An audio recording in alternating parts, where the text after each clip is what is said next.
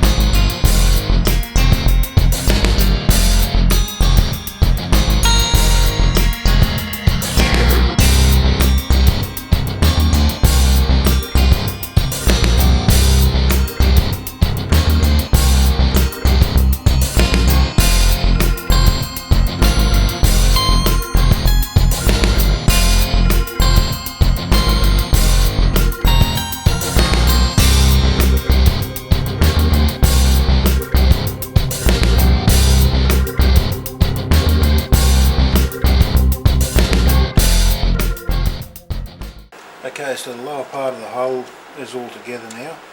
All the running wheels, all road wheels, our sprockets, it's all put together. Our trailer hitching, all that's all there.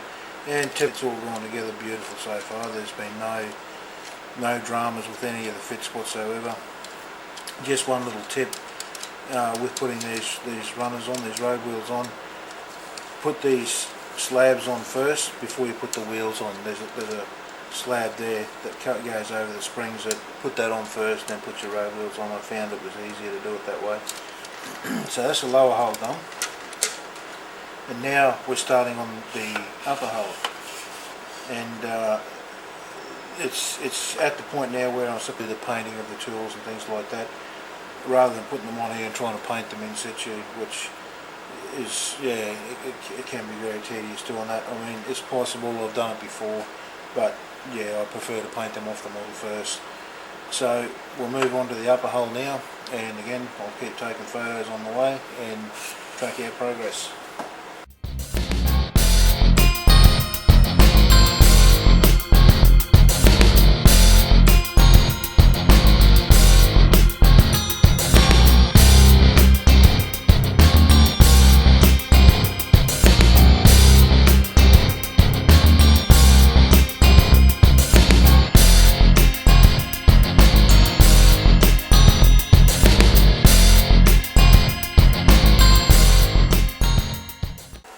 I wanted to make a quick mention of something with the turret here. Now, I've seen this happen. A friend of mine built this tank and actually started sanding the bottom of the lid because it didn't sit down snug. It wasn't flush, the surface wasn't flush, it left a bit of a step up, so he sanded it down to get it to sit down flush. But when you do some research, there is actually a step up. So when you put this lid on and there's a step up, don't sand it down and try and get it to fit down nice and flat, because it's not supposed to be flat.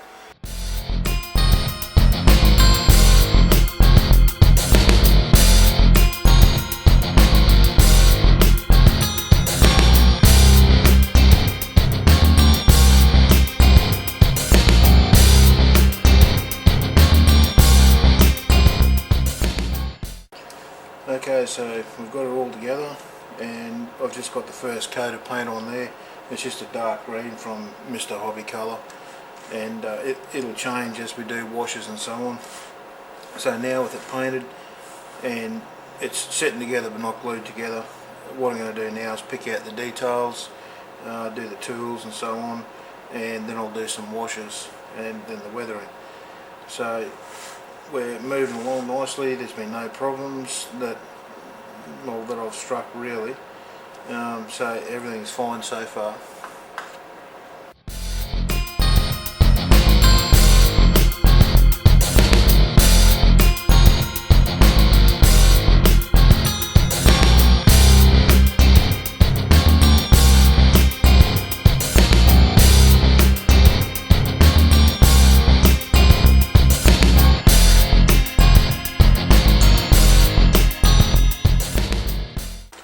Okay, so I've been around, I've picked out the detail, I've rusted up the spare tracks on the side there, rusted up the exhaust system, done up our bed rolls and so on.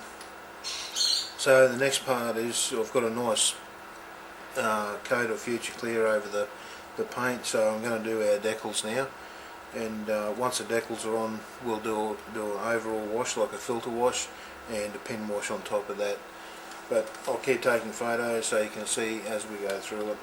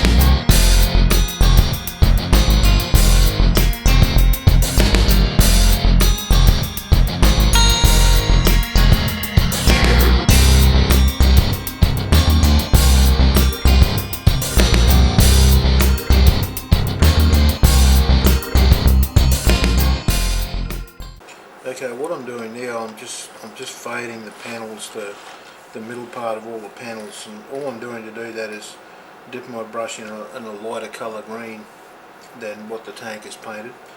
Then get most of the paint off the same as if you were going to dry brush the tank. And once it's mostly off, then you can just sort of dab it and squiggle it around in the middle of the panels, and what that does, it takes a little bit of work to get a little bit of paint off the brush onto the panel, but once it's done, it actually fades the panel in the middle nicely. So I'm going to go over all the panels on the tank like that and fade them all, and I'll take some photos so you can see the difference once they've been faded. In the photos it may look a bit too harsh, but just remember we're going to tone that down again once we put the weathering pastels over the top. That'll tone it down a lot. So I'll continue on and check out the photos.